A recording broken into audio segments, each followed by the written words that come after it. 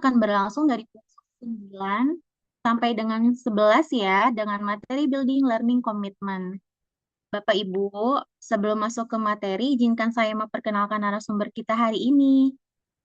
Beliau ada Pak Sastio, sudah masuk di sini Pak Sastionya ya, praktisi dari pengadaan barang jasa pemerintah dengan pengalaman lebih dari 15 tahun.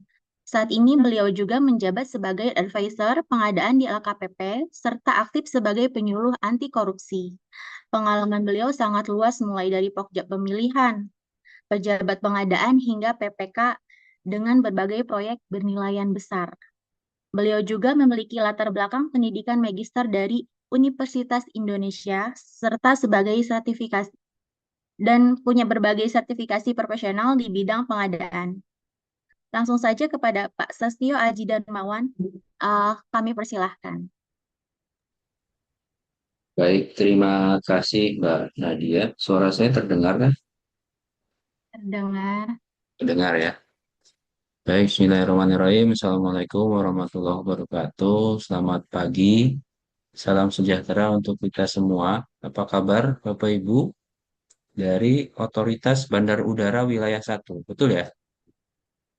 Iya Pak, jadi ada 13 orang Pak dari Otoritas Oke. Bandar Udara. Ha. Oke. Ya, salam kenal ya Bapak Ibu. Tadi mungkin sudah sedikit diperkenalkan oleh Mbak Nadia ya. Betul sekali, nama saya Sastio Aji. Saya eh, praktisi pengadaan, mungkin lebih simpelnya disebut seperti itu. Dan kebetulan selain aktif di pengadaan, saya pun juga aktif di pendidikan anti korupsi. Kalau di pengadaan mungkin saya sudah 15 tahun ya, sejak tahun 2009 sebenarnya sampai sekarang. Jadi sudah mengalami berkali-kali gonta-ganti peraturan dari mulai Kepres 80 tahun 2003 sampai terakhir di Perpres 46 tahun 2025. Jadi menjadi saksi sejarah juga mungkin perkembangan pengadaan barang jasa pemerintah di negeri ini. Tapi meskipun sudah 15 tahun, tapi rasanya masih ingin belajar, gitu ya. Masih banyak bidang-bidang ilmu dan pengadaan yang ingin saya dalami. Kalau di dunia eh, pendidikan anti korupsi, saya baru mulai aktif di tahun 2023 sebagai penyuluh anti korupsi. Nah, ini mungkin beberapa posisi yang saya duduki ya. Saya sebenarnya PNS juga seperti Bapak Ibu sekalian. Saya berdinas di Kementerian Hukum sebagai ahli muda pengelola pengadaan barang jasa. Nah, di dunia pendidikan anti korupsi, saya tergabung di Jakarta Anti Corruption Forum Integritas atau yang disingkat Jarum Integritas. Kalau di organisasi pengadaan, saya tergabung di IAPI, Ikatan Ahli Pengadaan Indonesia, khususnya di Provinsi Jakarta. Saya juga kebetulan dapat tugas eh, menggawangi kesekretariatan Lembaga Bantuan Hukum Pengadaan Publik Indonesia untuk cabang Jakarta. Di Ikatan Fungsional Pengadaan Indonesia juga saya menjadi koordinator bidang advokasi dan di komunitas, saya punya komunitas Bapak Ibu namanya Insan Pengadaan Anti Korupsi. Oke, mungkin sebelum saya mulai, eh, disclaimer dulu ya, bahwa yang akan saya sampaikan ini tidak ada maksud menggurui Bapak Ibu, ya. Building learning commitment atau membangun komitmen pembelajaran ini, eh, kita sama-sama belajar, saya pun di sini sama-sama belajar. Mungkin bedanya saya lebih dulu memasuki dunia pengadaan dibandingkan Bapak Ibu. Dan meskipun sudah lebih dulu, seperti tadi yang saya bilang, saya masih ingin belajar juga. Dan setiap kali saya berbagi tentang building building learning commitment ini ya sekedar mengingatkan diri saya juga bahwa eh, komitmen itu harus ditegaskan berulang-ulang ya supaya kita nggak salah arah gitu. Ya, baik. Saya memulai diskusi kita atau sharing kita pada pagi hari ini dengan pertanyaan 3M. Mengapa Anda mengikuti kegiatan ini? Ya, mengapa semua ASN perlu memahami PBJ pemerintah? Dan mengapa kita semua perlu ikut serta dalam upaya pemberantasan korupsi? Saya pengen berinteraksi dulu sama Bapak Ibu. Mungkin ada yang terlihat di layar saya aja ya. Ada Pak, Bapak atau Ibu nih? Oh, Pak Riko Sidabutar. Halo Pak Riko, selamat pagi Pak. Pagi, Bapak. Ya, Pak Riko di Jakarta atau di mana Pak posisinya? Saya di Jakarta, Pak. Oke, di Jakarta. Boleh sharing Pak. Mengapa Bapak mengikuti kegiatan ini? Eh, Mengapa saya Bebas. mengikuti kegiatan ini tuh pengen ini aja sih, Pak, menambah wawasan, terus pengetahuan, serta pengen tahu apa sih yang eh, pada saat barang jasa itu apa aja yang di ini kenapa yang harus kita ketahui gitu ya. Oke, bagus Pak. Bagus, bagus sekali. Jadi memang sudah tepat ya mengikuti kegiatan yang diselenggarakan oleh PT 7 Utama dengan IAPI ini ya. Memang kalau untuk mau mendalami pengadaan ya pintu masuknya harus dari sertifikasi level 1 dulu gitu. Baik, terima kasih Pak Riko. Nanti kita ngobrol-ngobrol lagi. Mungkin Ya, baik. selanjutnya saya mau ke oh Ibu ini ya, Ibu Rahel. Ibu Rahel. Selamat pagi Bu Rahel. Selamat pagi, Pak. Ya, Ibu di Jakarta atau di luar Jakarta? Di Tangerang, Pak. Kita Oke, kantornya di Tangerang. oh siap. Ibu, pertanyaan yang kedua, mengapa semua ASN perlu memahami PBJ pemerintah? Kalau saya mungkin jabatan saya fungsional pengadaan, udah pasti harus paham. Tapi kalau pertanyaan ini adalah semua ASN non fungsional pengadaan. Mengapa semua ASN perlu memahami PBJ pemerintah? Ini jawaban tidak ada salah benar. Silakan menurut opini Ibu aja. Silakan. Hmm, buat biar biar tahu aja sih transparasi anggaran seperti apa. Misalnya penggunaan anggaran itu sebenarnya dialokasikannya untuk apa-apa saja. Terus kita jadi tahu gitu sih, Pak. Oke, betul sekali ya. Itu salah satunya karena memang belanja pemerintah itu salah satu mekanisme pencairannya melalui mekanisme pengadaan barang jasa. Jadi kalau ASN nggak tahu soal pengadaan, sayang banget ya karena ASN itu sebagai pengguna anggaran semua ya. Eh, apa menerima manfaat dari anggaran pemerintah. Terima kasih Bu Rahel, nanti kita ngobrol-ngobrol lagi. Terakhir, pertanyaan terakhir, saya mau menyapa Pak Ausidana Alfikri. Halo, selamat pagi Pak Ausidana. Selamat pagi, Pak. Pagi, gimana kabarnya Pak? Alhamdulillah, baik, Pak. Di Jakarta juga atau Di di luar Jakarta? Tangerang saya, Pak. Oh, di Tangerang. Iya, Oke, Pak Ausi ya. Panggilannya apa nih, Pak? Fikri aja dipanggil lah ya. Dana aja, Pak. Iya, Oh, Pak panggil Dana. Dana aja. Pak Dana, Iya. pertanyaan terakhir nih. Pendapat Bapak, mengapa kita semua perlu ikut serta dalam upaya pemberantasan korupsi, Pak? Eh, Mungkin untuk efisiensi anggaran, Bu. Pak. Iya, iya, iya, iya, iya.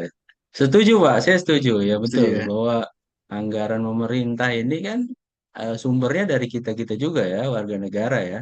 Kalau misalkan kita nggak kelola dengan efisien, sayang banget nanti manfaatnya malah nggak maksimal ya kita rasakan. Kan kita sendiri yang menerima manfaatnya. Oke, terima kasih Bapak Ibu. Nanti kita akan interaksi lagi. Ya, kita lanjutkan dulu paparannya. Ya, tadi ya, pertama tentang mengapa Anda mengikuti kegiatan ini ya. Nah, macam-macam yang dari semua kelas yang saya eh, sharing gitu ya, tempat saya sharing, ada yang bilang ya, yang menjalankan perintah pimpinan, mendapatkan pengetahuan tentang pengadaan barang jasa, mendukung kinerja organisasi. Atau ada yang sekedar refreshing karena jenuh dengan rutinitas sehari-hari, dengan beban kerja sehari-hari, mungkin refreshingnya dengan ilmu gitu ya, keren banget. Dan mungkin alasan-alasan lain. Tapi saran saya Bapak Ibu,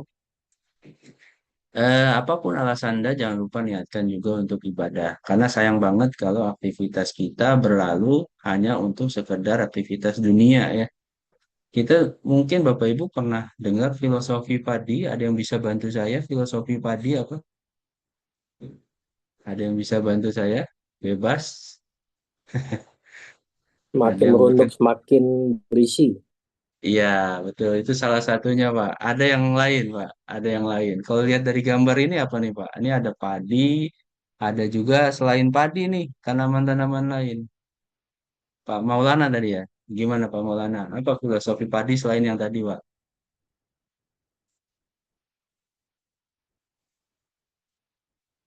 Ya, jadi kalau kita menanam padi, rumput pun pasti tumbuh, ya kan?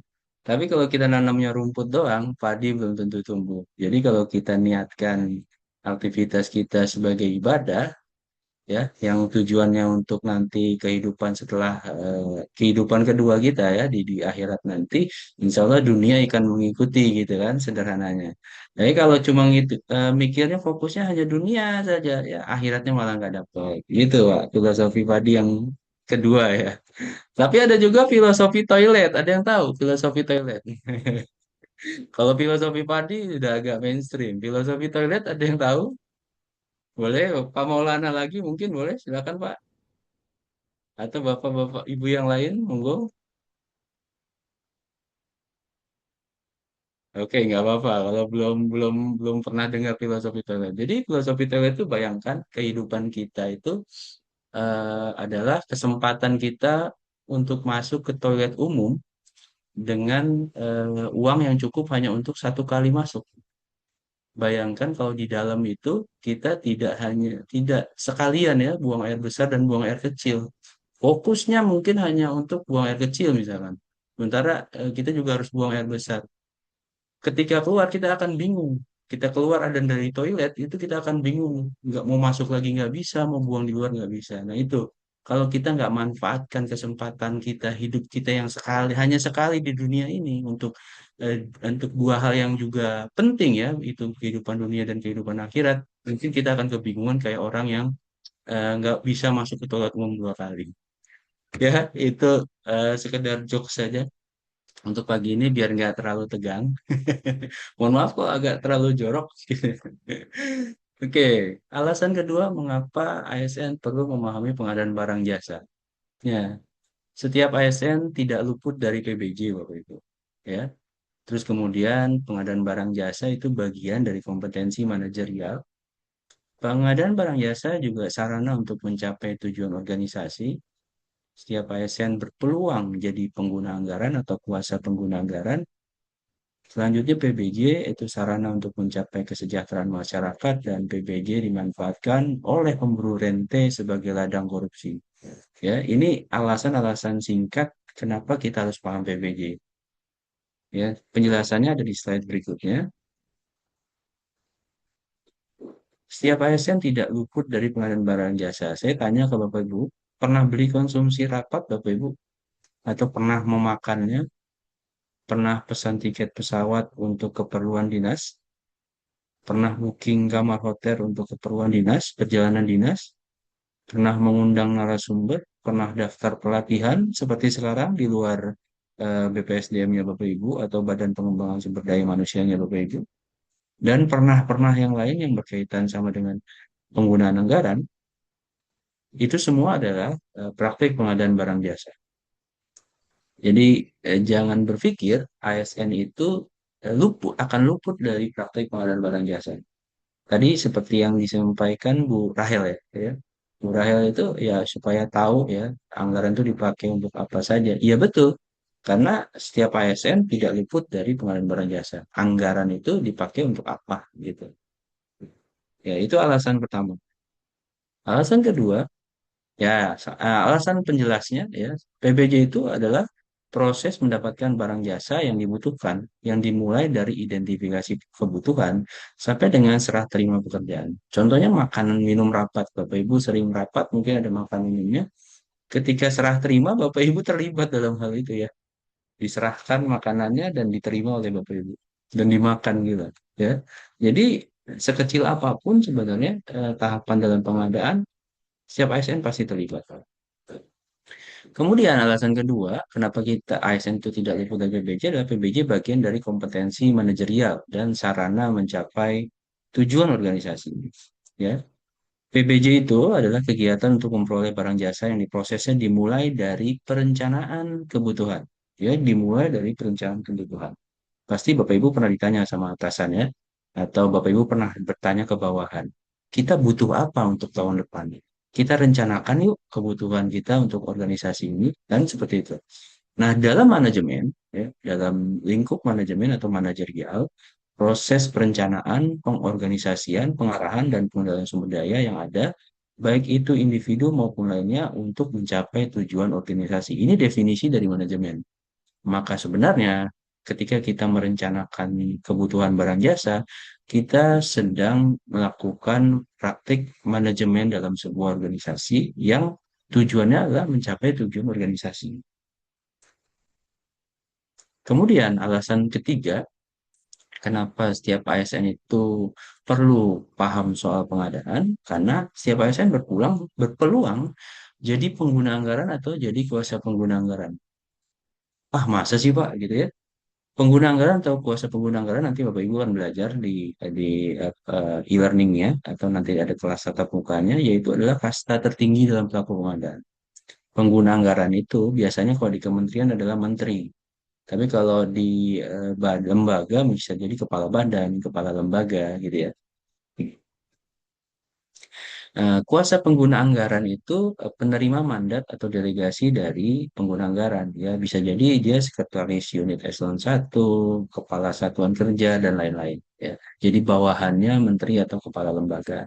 Oke, apa iya setiap ASN berpeluang jadi PA atau KPA? Masa iya saya balikin ke Bapak Ibu? Masa iya Bapak Ibu nggak mau dapat jabatan? Nah, pasti mau dong dipromosikan ya. Dan apalagi sekarang wapres kita anak muda loh. Anak muda aja bisa jadi wapres. Masa Bapak Ibu yang mungkin masih muda atau sudah lebih lebih dewasa nggak punya peluang untuk menduduki jabatan yang lebih tinggi? Ya, peluang itu pasti selalu ada. Nah, alasan ketiga yang agak menakutkan, kenapa kita harus paham PBJ? Setelah tadi alasan pertama, alasan kedua, dan alasan kedua ya, sorry, alasan pertama, kedua, dan ketiga, ini alasan keempat ya. Kita nggak bisa mengelak dari aktivitas PBJ. Sayangnya PBJ itu adalah sarana, meskipun dia sarana untuk mencapai kesejahteraan, tapi ternyata juga menjadi ladang korupsi. Ini data dari KPK eh, per 31 Desember 2025. Total ada 1.782 kasus, di mana 446-nya itu terkait soal pengadaan barang jasa. Nah, ada kabar gembira sebenarnya dari survei penilaian integritas tahun 2025, indeks nasional kita itu meningkat sebenarnya ya ke angka 72,32. Ini lebih tinggi dari skor sebelumnya. Nah, memang masih ada persentase, tapi kecil ya, ada indikasi adanya penyalahgunaan anggaran dalam proses pengadaan barang jasa. Kecil, persentasenya hanya 11% dari semua responden yang diukur. Ya. Tapi eh, satu kasus saja dalam hal korupsi itu terlalu besar ya untuk dibiarkan tumbuh ya dalam pengelolaan negara ini. Nah, kalau fokus ke pengelolaan PBJ-nya sendiri, ada 42% responden bilang pemilihannya diatur. Pemilihan itu maksudnya pemilihan penyedianya, tendernya diatur, lelangnya diatur, seleksinya diatur, seperti itu ya. Terus ada 44% responden bilang kualitas barang tidak sesuai. Pemenang punya hubungan kekerabatan itu dari 44% responden juga. Terus vendor memberikan sesuatu pada pihak terkait itu ada sekitar 38%.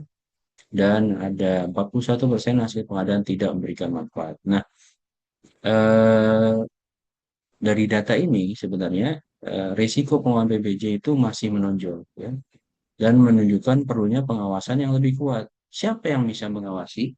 Yang bisa mengawasi adalah kita semua, bukan hanya BPKP, Badan Pengawas Keuangan dan Pembangunan, bukan hanya aparat penegak hukum, tapi kita orang yang paham pengadaan nanti. Dan kita yang lebih dekat dengan teman-teman pengadaan di instansi kita yang harus bisa bantu mengawasi lebih awal, lebih dekat, dan lebih dini. Oke. Nah, ini data lain ya. Ada 17% penentuan pemenang tender. Ini yang ditanyakan kepada responden. Nah, sayangnya kita juga nggak bisa berpegang sepenuhnya pada hasil SPI ini, survei penilaian integritas ini, karena di tahun lalu ada salah satu pemerintah kota dengan nilai SPI tertinggi. Saya ulangi lagi, tahun lalu ada pemerintah kota, yaitu pemerintah Kota Madiun dengan nilai SPI tertinggi 82,26, ya, skornya meningkat 5,19 poin dari tahun sebelumnya, tapi ternyata di awal tahun ini jadi tersangka korupsi. SPI-nya tertinggi tapi jadi tersangka korupsi. Ya, ini jadi paradoks banget. Nah, SPI ini ya mungkin bisa jadi kita jadikan cambuk buat kita yang mungkin nilainya SPI masih rendah. Bapak Ibu nanti bisa lihat sendiri nilai SPI Bapak Ibu di instansi Bapak Ibu di websitenya jaga.id. Yang bisa jadi cambuk, bisa jadi motivasi supaya kita meningkatkan integritas instansi, integritas diri juga, tapi juga jangan terlalu terlena dengan nilai yang tinggi, karena contohnya kayak Madiun dapat SP-nya tinggi ternyata eh, terjerumus juga. Nah, dampaknya apa sih dampak korupsi di PBJ ini? Yang pertama, ada kerugian keuangan negara, ada rendahnya kualitas barang dan jasa untuk publik, rendahnya nilai manfaat barang jasa mengakibatkan persaingan tidak sehat, dan yang paling parah namun sebelum tidak terlihat tapi pelan-pelan menghancurkan bangsa ini adalah merosotnya moral. Ya. Kalau kalau dampak fisik mungkin kita bisa lihat ya dengan kasat mata, ya, tidak sesuai kebutuhan, tidak sesuai spek teknis, fiktif, belum selesai tapi sudah dibayar, jalan sudah rusak dan lain-lain. Tapi kalau merosotnya moral, mungkin saat ini Anda belum merasakan dampak negatifnya, tapi bisa jadi di kehidupan berikutnya anak Anda, generasi berikutnya, generasi penerus kita bukan hanya jadi korban ya, bisa jadi pelaku juga. Karena kalau merosotnya moral itu artinya sudah tidak lagi bisa membedakan mana benar mana salah. Nah, suka nggak suka, kita ASN apalagi harus paham pengadaan. Caranya ya, terlibat dalam pengadaan minimal pada tahap perencanaan, ya, dengan mengusulkan kebutuhan barang jasa yang real, yang sesuai kebutuhan dengan anggaran yang wajar, itu sudah kontribusi besar dalam pengadaan. Kemudian kalau misalkan dapat kesempatan nanti apa namanya memiliki sertifikat level 1, ya, bisa ditugaskan sebagai PPK atau mungkin hanya membantu PPK, ya, itu kita bisa menjalankan, mengamankan dan atau mengawasi jalannya pengadaan. Demi apa sih kita lakukan itu? Ya demi tercapainya tujuan organisasi, terbebas dari sanksi, baik itu pidana, perdata, atau sekedar administrasi, dan supaya nggak kaget kalau suatu saat Anda diangkat sebagai pengguna jasa atau kuasa pengguna. Anda menduduki jabatan yang sangat vital dalam instansi Anda udah tahu, oh ini pengadaan kayak gini, supaya Anda nggak terjerumus kayak tadi wali kota Madiun. Terus supaya belanja pemerintah bisa memberikan multiplier effect bagi perekonomian. Nah, ini tujuan besar. Ya. Kita menjalankan pengadaan barang jasa itu bukan sekedar memenuhi kebutuhan organisasi, Bapak Ibu. Bukan sekedar supaya kantor kita bisa jalan, bisa operasional tiap hari, bukan sekedar tugas-tugas kita bisa berjalan lancar tanpa hambatan, bukan sekedar masyarakat dapat pelayanan publik yang optimal. Tapi menurut John Maynard Keynes tahun 1936, government spending itu bisa membuat multiplier effect pada masyarakat. Yang apa itu multiplier effect? Yaitu efek terganda yang nanti dampaknya itu bisa mensejahterakan kita, rakyat rakyat Indonesia. Ya. Maka itu kepedulian Bapak Ibu untuk mengikuti kegiatan ini sangat penting. Ya, apapun alasan Bapak Ibu tadi untuk mengikuti kegiatan ini, saya yakin sudah sangat berkomitmen ya, tinggal ditambah kepedulian Bapak Ibu untuk serius mengikuti kegiatan ini. Saya coba kasih tips, targetnya jangan lulus dulu. Meskipun itu semua kepengen lulus lah ya pastinya, tapi targetnya paham saja dulu dengan dilandasi kepedulian kita terhadap nasib bangsa ini, terhadap pengadaan barang jasa pemerintah di Indonesia. Oke, ini sekedar motivasi saja. Anda lebih dari sekedar pelaku pengadaan, Anda pahlawan pembangunan dan perekonomian. Ya, kalau Anda memahami pengadaan ini dengan benar, dan Anda menjalankan tugas pengadaan ini juga dengan benar. Ya, Anda lebih dari sekedar staf pengadaan di kantor Anda. Anda pahlawan pembangunan dan perekonomian. Karena apa? Karena kita memperjuangkan multiplier effect dari anggaran pemerintah.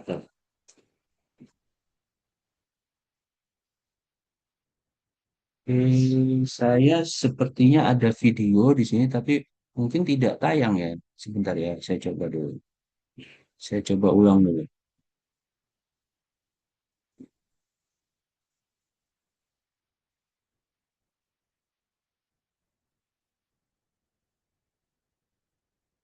Oke, sebentar. Saya alihkan ke YouTube-nya ya.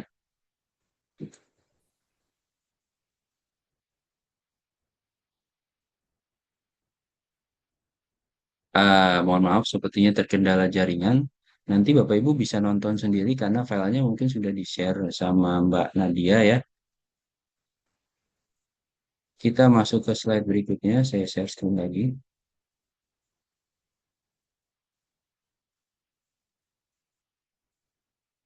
Oke, nah ini contoh-contoh tindak pidana korupsi yang mungkin terjadi dalam pengadaan barang jasa.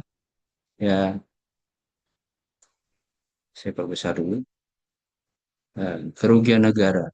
Ya, ini modus kerugian negara. Contohnya misalkan PA PPK membuat proyek fiktif, ya, menyebabkan kerugian negara. Ada penyuapan, vendor memberikan uang ke PPK agar mendapatkan rincian HPS sebelum proses tender. Kemudian ada penggelapan dalam jabatan, seorang PPK membantu PA menghilangkan bukti markup anggaran tender, perbuatan curang, pemerasan, benturan kepentingan dalam pengadaan, dan gratifikasi. Ada 7 delik tindak pidana korupsi ya. Dan semua tahapan dalam pengadaan sangat mungkin masuk ke 7 delik tersebut. Saya tidak sedang menakuti Bapak Ibu. Saya yakin Bapak Ibu sudah cukup dewasa untuk memahami ini. Yang saya sajikan ini adalah fakta, ya. Ini saya ambil dari modulnya KPK bahwa ini bisa terjadi dalam pengadaan barang jasa dan ini adalah risiko yang harus kita mitigasi bersama. Lantas bagaimana cara mencegah? Nah, OECD dalam literaturnya pernah bilang eh, aspek pengadaan itu minimal harus ada ini. Ada transparansi, ada penyederhanaan prosedur, melibatkan banyak pemangku kepentingan, ada penggunaan teknologi informasi dan pengawasan dan pengendalian. Nah, 1, 2, 3, 4. 4 aspek pertama ini sudah ada di sistem pengadaan kita, loh. Sistem pengadaan kita sudah transparan, prosedurnya sudah lebih sederhana dari era sebelumnya, sudah melibatkan banyak pemangku kepentingan, ya, sudah menggunakan teknologi informasi, sudah ada yang mengawasi dan mengendalikan. Tapi bagaimana aspek terakhir ini bisa kita tunjukkan, yaitu aspek integritas. Siapa yang bertanggung jawab terhadap aspek integritas ini? Kita lihat dulu masalahnya. Masalah dalam PBJ itu ada pengkondisian proses PBJ, ada hubungan kekerabatan, ada pengaturan APS, ada kualitas hasil PBJ tidak sesuai, dan ada risiko gratifikasi suap dari vendor. Nah, strateginya kita bagi jadi 4, Bapak Ibu. Ada regulasi, aplikasi, implementasi, dan supervisi, dan kompetensi. Yang sedang Bapak Ibu lakukan sekarang, Bapak Ibu sedang mengintervensi strategi kompetensi. Karena apa? Karena Bapak Ibu sedang mengembangkan kompetensi Bapak Ibu. Kompetensi PBJ level 1. Nah, coba kita lihat apa itu kompetensinya.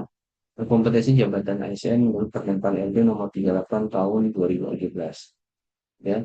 dalam pasal 4 Permenpan RB nomor 38 tahun 2017, kompetensi jabatan ASN itu terdiri dari tiga, Bapak Ibu. Kompetensi teknis, kompetensi manajerial, dan kompetensi sosial kultural. Saya tanya Bapak Ibu, kompetensi yang Bapak Ibu sedang kembangkan hari ini, mulai hari ini, itu kompetensi yang mana? Boleh? Ada yang bisa berani jawab? Manajerial. Manajerial. Oke. Ada yang lain?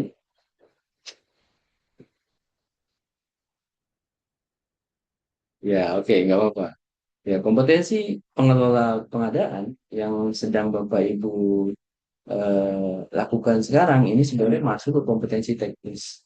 Ada di Perlam LKPP nomor 7 tahun 2021, ya 2021 gitu. Nah, itu tentang pengetahuan, keterampilan, dan sikap yang spesifik berkaitan dengan bidang teknis jabatan. Saya paham, Bapak Ibu mungkin jabatan aslinya bukan soal pengadaan. Tapi nanti kalau ditugaskan sebagai pejabat pembuat komitmen, maka itu akan melekat ke jabatan Bapak Ibu, tugas tambahan Bapak Ibu. Maka ini disebut tepatnya lebih tepatnya disebut sebagai kompetensi teknis. Tapi tidak terlalu keliru tadi yang Bapak siapa tadi sampaikan ini kompetensi manajerial ya, karena memang eh, kita butuh kompetensi manajerial dalam semua kompetensi teknis, dalam semua jabatan ASN butuh kompetensi manajerial.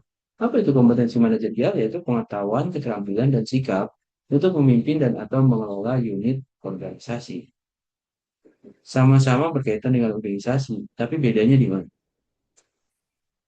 Ya, Permenpan RB nomor 38 2017, kompetensi manajerial kita salah satunya adalah integritas. Saya tanya lagi ke Bapak Ibu, pernah diklat kepemimpinan atau pernah diklat manajerial sebelumnya? Mungkin beberapa ada yang sudah, ya ada yang level 1, level 2, level 3 gitu ya. Nah, ada yang pernah terima materi diklat integritas? Ya, ini ada di Permenpan RB nomor 38 2017 ya. Jadi harusnya sih Bapak Ibu yang sudah pernah ikut diklat manajerial harusnya sudah pernah dapat materi ini. Ya. Jadi sebenarnya selain Bapak Ibu harus mengembangkan kompetensi teknis di bidang pengadaan yang akan Bapak Ibu dapatkan dalam pelatihan ini, dalam e-learning, dalam tatap muka, dan diujikan nanti di akhir, Bapak Ibu juga harus perhatikan kompetensi integritas Bapak Ibu yang menjadi bagian dalam kompetensi manajerial. Apa sih integritas itu? Menurut Permenpan RB nomor 38 2017, integritas adalah konsisten berperilaku selaras dengan nilai, norma, dan atau etika organisasi, dan jujur dalam hubungan dengan manajemen, rekan kerja, bawahan langsung, dan pemangku kepentingan. Menciptakan budaya etika tinggi, tanggung jawab atas tindakan atau keputusan beserta risiko yang menyertainya. Definisi lain ada di SKKNI Penyuluh Anti Korupsi nomor 442 tahun 2020.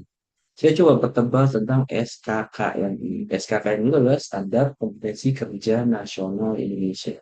Jadi, integritas itu sudah jadi standar kompetensi kerja nasional.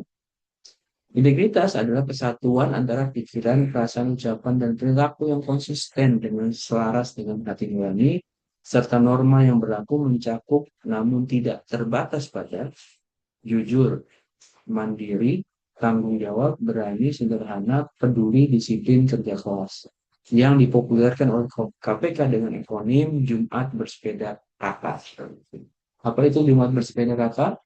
Jujur, mandiri, tanggung jawab, berani, berani, sederhana, peduli, disiplin, dan kerja keras. Ini nilai-nilai dasar dari integritas yang diharapkan bisa menunjukkan nilai-nilai anti korupsi.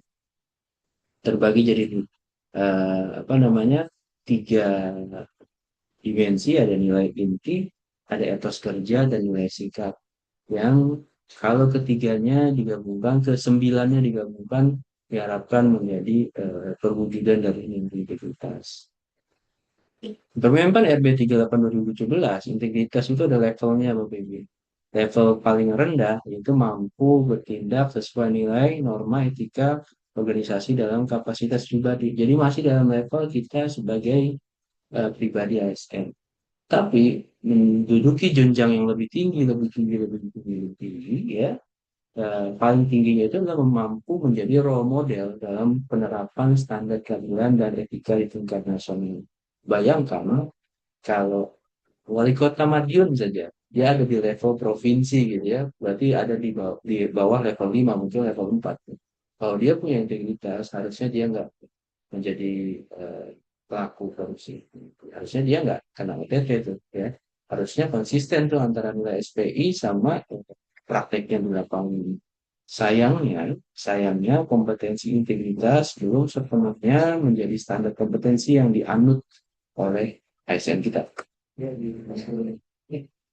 Nah, ini dijelaskan lagi ya, kompetensi teknis itu apa saja. Kalau terkait pengadaan ada perencanaan, nanti Bapak Ibu akan belajar tentang perencanaan pengadaan. Ada persiapan pengadaan dan persiapan pemilihan, kemudian ada pemilihan penyedia, ada pengelolaan kontrak dan ada swap lawan. Nah, kalau di kompetensi manajerial, tadi seperti yang dijelaskan di lampiran Kemenpan RB 3 tahun 2017, salah satunya adalah kompetensi integritas. Pertanyaan berikutnya, oke lah, kita udah tahu integritas itu apa. Kita mungkin udah diklat manajerial gimana.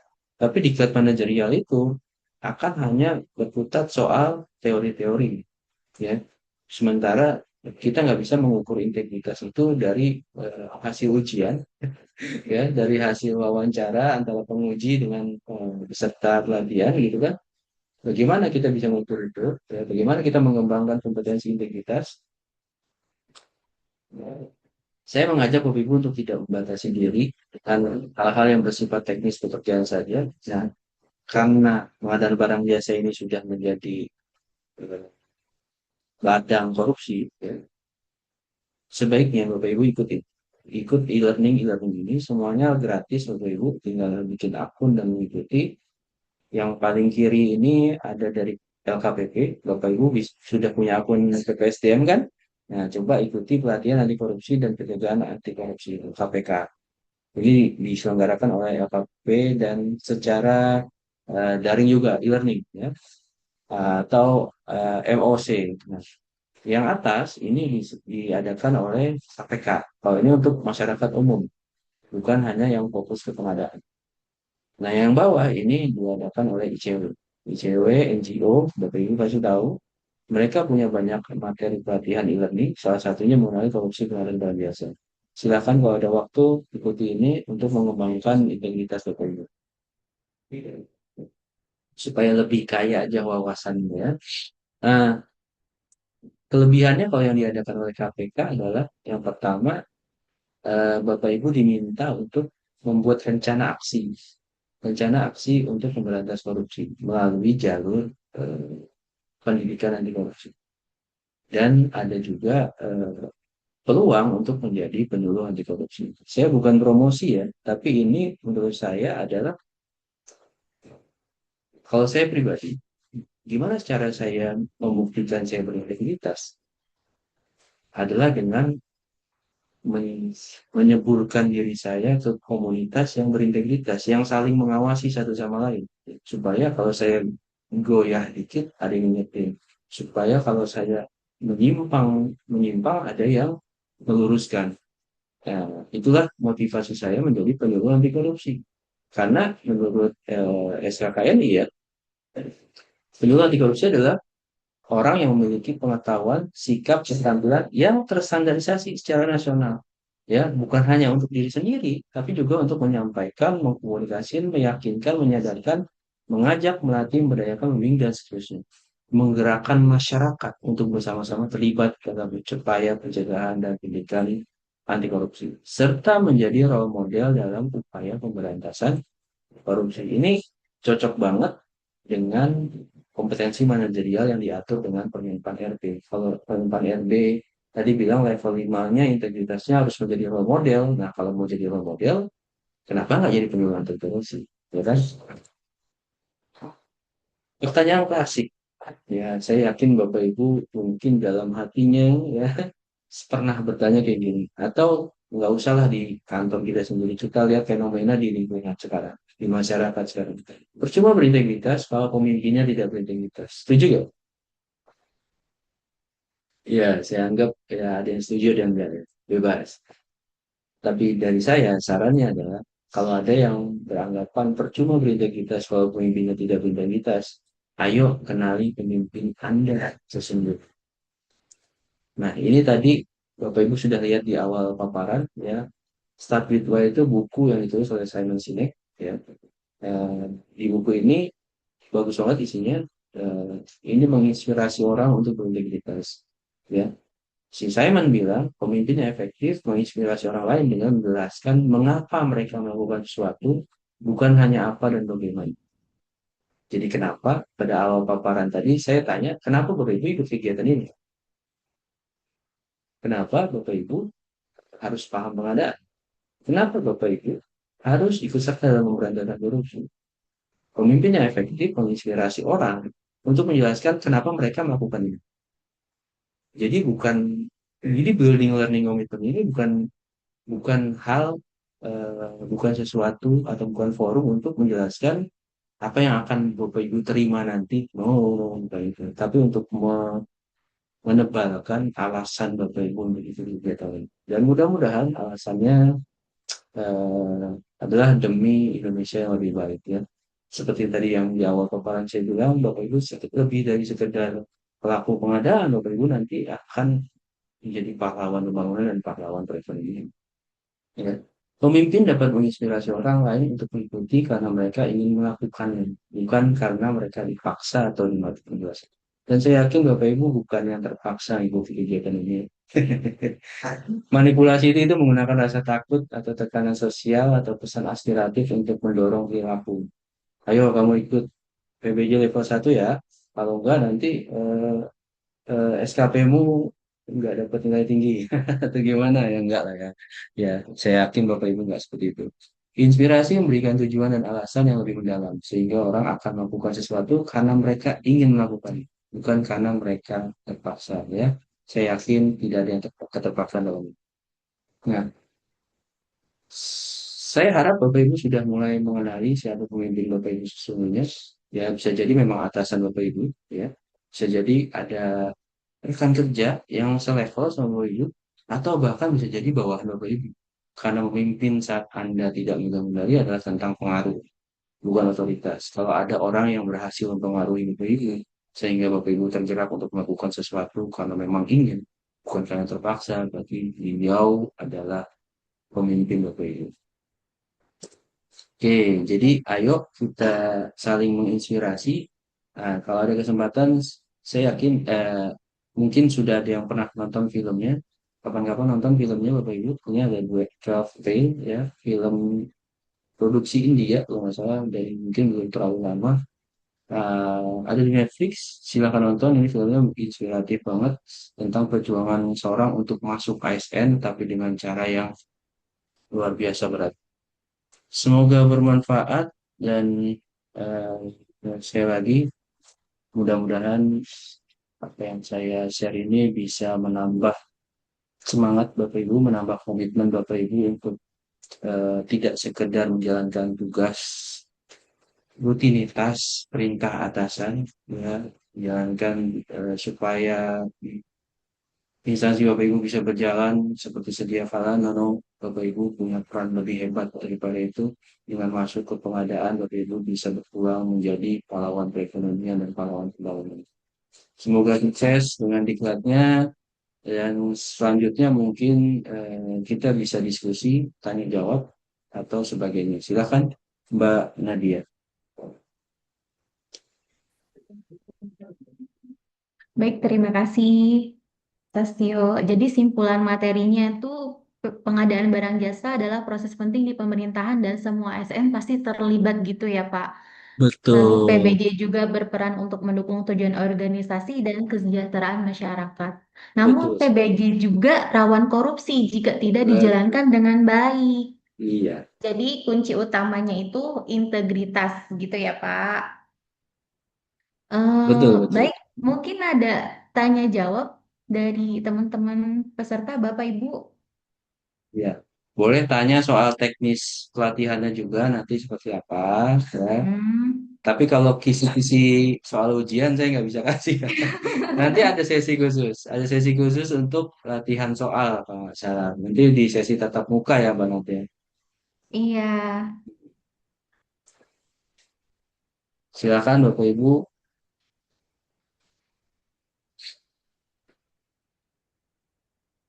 mungkin Pak Riko ada mau ditanyakan?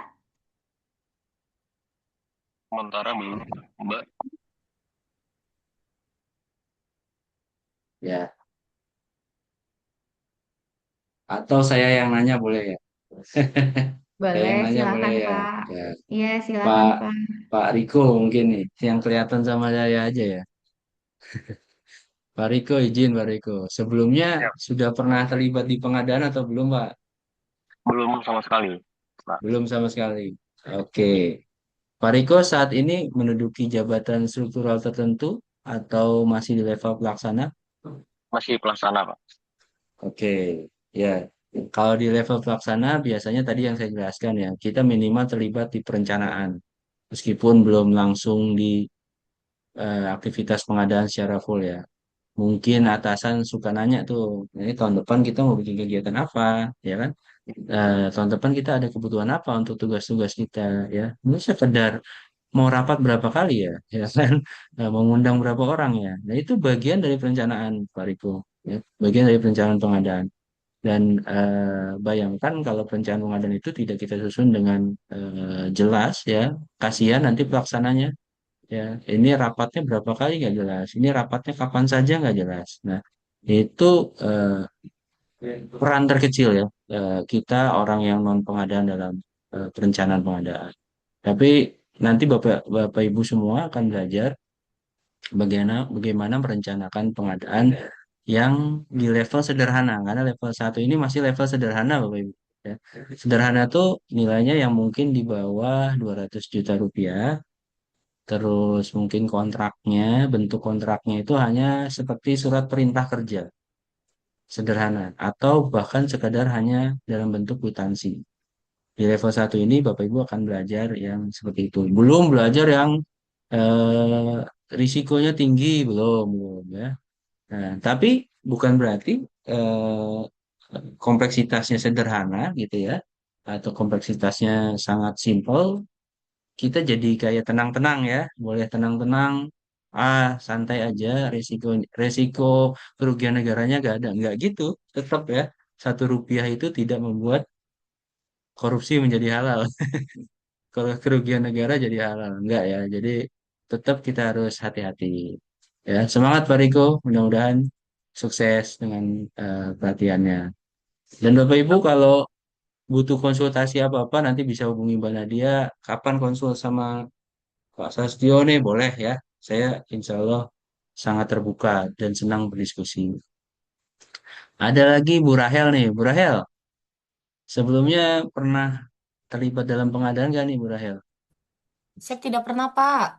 Belum pernah ya? Waduh. Ya rencana nanti mau ditugaskan sebagai PPK atau gimana?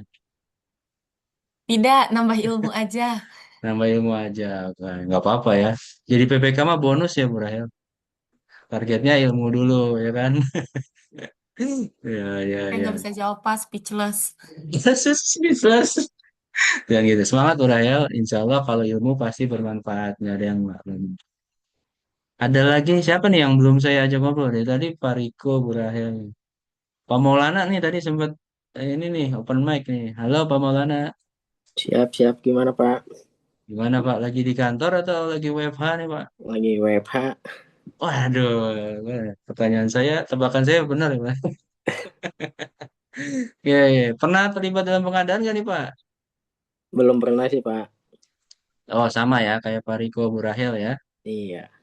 Ya, mudah-mudahan nanti setelah ini kenal pengadaan, makin pede dengan pengadaan dan bisa berkontribusi positif untuk pengadaan ya, Pak. Insya Allah. Pak, izin, Pak. Saya mau Amin. nanya nih, Pak. Boleh. Nah, apa nih, Pak?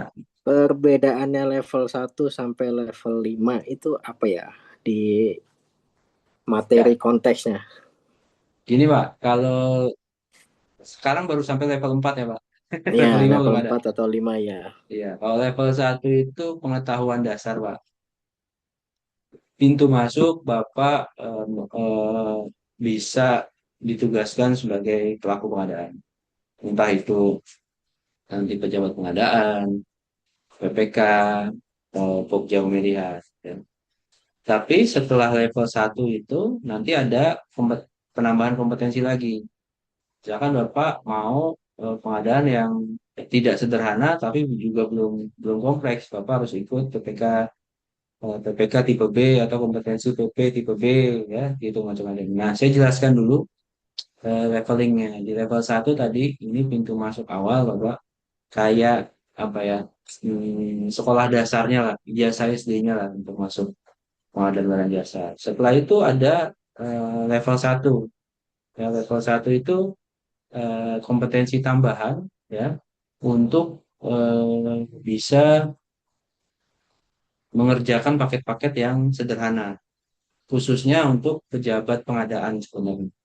Ya, untuk pejabat pengadaan. Kalau Bapak Ibu di sini tidak akan ditugaskan sebagai pejabat pengadaan, kecuali Bapak Ibu adalah fungsional pengadaan. Karena yang menjadi pejabat pengadaan itu seharusnya hanyalah fungsional pengadaan seperti saya, yaitu wajib level 1. Nah, kalau Bapak Ibu di sini itu kemungkinan besar akan ditugaskan sebagai PPK. Nah, kalau PPK setelah tadi sekarang level 1, nanti berikutnya harus ikut sertifikat kompetensi tipe C namanya. Untuk ditugaskan sebagai PPK, Bapak Ibu harus punya sertifikat kompetensi tipe C. Tipe C apa? Apa sih tipe C itu adalah sertifikasi kompetensi untuk PPK untuk pekerjaan-pekerjaan sederhana. Ya, pekerjaan-pekerjaan sederhana yang tadi saya jelaskan. Nilainya mungkin kecil-kecil, di bawah 200 juta. Bentuk kontraknya mungkin hanya SPK, ya. Metode pemilihannya bisa dengan e-purchasing, ya, dengan katalog elektronik. Itu tipe C. Lantas di atasnya ada level 3, Pak. Level 3 itu kalau untuk fungsional pengadaan yang melaksanakan paket pengadaan yang tidak sederhana dan tidak kompleks. Karena Bapak Ibu bukan fungsional pengadaan dan kemungkinan besar akan ditugaskan sebagai PPK, maka Bapak Ibu kemungkinan besar harus ikut kompetensi PPK tipe B. Jadi tipe C tadi atau setara level 2, di atasnya tipe B atau setara level 3. Berarti tipe C Seperti itu itu. yang terendah ya? Tipe C yang terendah, Pak. Dan sekarang aturannya itu wajib tipe C minimal. Seperti itu. Nah, selanjutnya level terakhir itu kalau di fungsional dia harus ikut diklat level 4. Nah, itu untuk pekerjaan yang kompleks, beresiko tinggi, ya, atau dia design and build, ya, perencanaan dan pembangunannya digabung, atau dia tender seleksinya berskala internasional. Jadi peserta tendernya dari luar negeri. Kalau di PPK ya selain fungsional itu namanya PPK tipe A. Sertifikasi PPK tipe A. Nah, untuk sekarang sertifikasi PPK tipe A itu belum dibuka, Pak. Jadi masih baru sampai tipe B. Yang tersedia di pasaran atau di lembaga-lembaga pelatihan itu hanya baru sampai PPK tipe B. Seperti itu, Pak Muhammad. Siap. Ya, mudah-mudahan bisa tembus sampai tipe A, Pak. Jadi Iya, andalan amin. otorita bandara. Siap. Mas, izin nih. Kan kalau Monggo. di dalam pekerjaan itu kan ada yang ditunjuk sebagai pengawas ya. Ya, bisa. Nah, itu apakah harus punya kompetensi apa gimana ya? Tergantung, Mbak. Jadi gini, pengawasnya dari ASN, dari internal, atau dia dari konsultan, pelaku usaha. Ya, Contoh, tentunya contoh misalkan dari internal, contoh nih misalkan. internal. Ya. Nah, Eh, Tentunya atasan ketika menugaskan kita harus dengan pertimbangan kompetensi ya, Pak. siap. Kenapa dia ditugaskan sebagai pengawas sebuah proyek gitu kan? Itu harus punya pengalaman, keahlian tertentu, dan kredibilitas tertentu. Karena itu dia layak duduk di eh, posisi itu ya. Cuman kalau dalam pengadaan, tugas dalam lingkup pelaksanaan kontrak ya, tugas pengawas itu sebenarnya diampu oleh PPK, Pak. Jadi kalau ada tim pengawas, maka itu adalah tim yang membantu PPK. Kalau ada atau ada personil pengawas, itu adalah personil yang membantu PPK. Penanggung jawab penuhnya tetap ada di PPK. Gitu ya. Kalau dianggap internal ini, instansi ini tidak mampu untuk melakukan pengawasan karena nggak punya pengalaman, nggak punya keahlian, maka barulah ditunjuk konsultan pengawas. Nah, biasanya itu terjadi di proyek-proyek konstruksi atau proyek-proyek lainnya yang memang membutuhkan pengawas. Ya, nah saya nggak tahu proyeknya apa nih yang ada di internal Bapak Ibu, sehingga cukup dengan internal saja pengawasnya. Ya, asumsi saya memang tim di bandar otorita bandar udara ini memang punya kemampuan untuk mengawasi. Sederhananya seperti itu ya Pak Maulana. Siap. Oke, mudah-mudahan menjawab. Ada lagi Ya. mungkin Bapak Ibu yang lain boleh?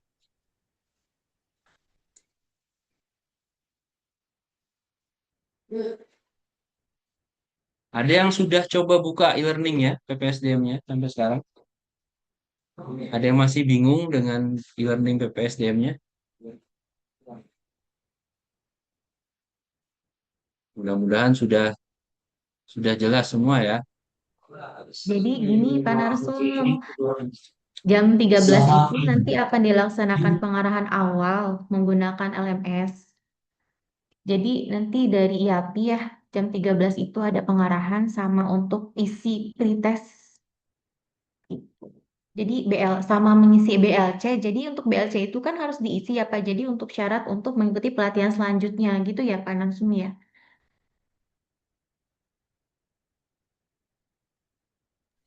Iya, maaf. Ada di sini ada Indonesia Raya. Jadi saya ini dulu sejenak ya, Oh baik. mendengarkan sejenak.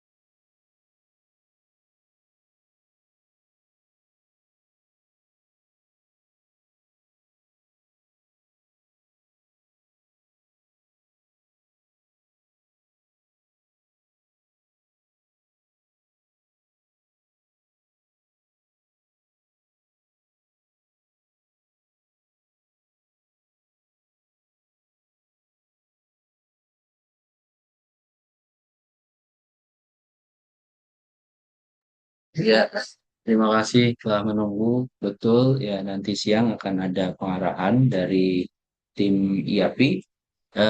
Jadi nanti kalau BLC yang di e-learning itu kita akan sama-sama nyimak video singkat ya, mungkin sekitar 1 sampai 3 menit. Setelah itu nanti kayak semacam ada pernyataan bahwa Anda memang berkomitmen untuk mengikuti kegiatan ini.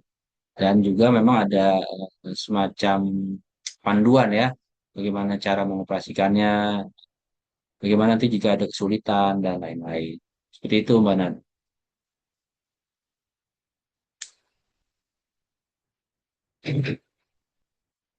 Baik, ada lagi teman-teman yang mau didiskusikan, ditanyakan? Ya, kalau tidak ada nggak apa-apa. Nanti silakan aja kalau sepanjang e-learning ada kesulitan, ada materi yang sulit dipahami, bisa ini langsung hubungi saya langsung ya di paparan udah nomor saya atau melalui Mbak Nadia juga nggak apa-apa ya. Nanti Ya, disampaikan kepada dia nanti forward ke saya. Gitu, Mbak.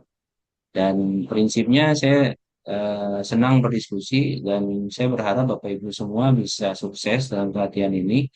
Eh, Lulusnya bonus aja, yang penting paham dulu, paham benar-benar paham ya, bukan paham yang sekedar paham-paham kulit-kulitnya aja ya. Saya pengen banget Bapak Ibu bisa berkontribusi dalam pengadaan barang jasa meningkat.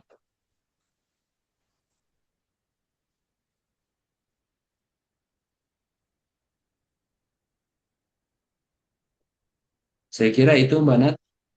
Oh ya, baik Pak. Ya. Mungkin izin Bapak Ibu bisa di on camnya untuk dokumentasi. Izin dokumentasi ya Pak. Sebentar ada belum Ibu Nia, Pak Rizaludin belum, sama Pak Komang. Ah, Pak Rizaludin ya, satu belum ya. Eh, Mbak izin, yang Oh atas iya, nama Mbak Rijaludin, Acel. Mbak izin, halo. Iya, Mbak Acel. Yang atas nama Rijaludin itu lagi ada kegiatan, lagi ada monitoring di luar. Kayaknya lagi nyetir posisinya beliau. Oh baik. Baik, ini berarti udah on cam semua ya. Saya izin untuk dokumentasi. Pak Wartindo. Izin Mbak, saya di luar Mbak, izin ya. Oh baik-baik. Baik, satu, dua, tiga.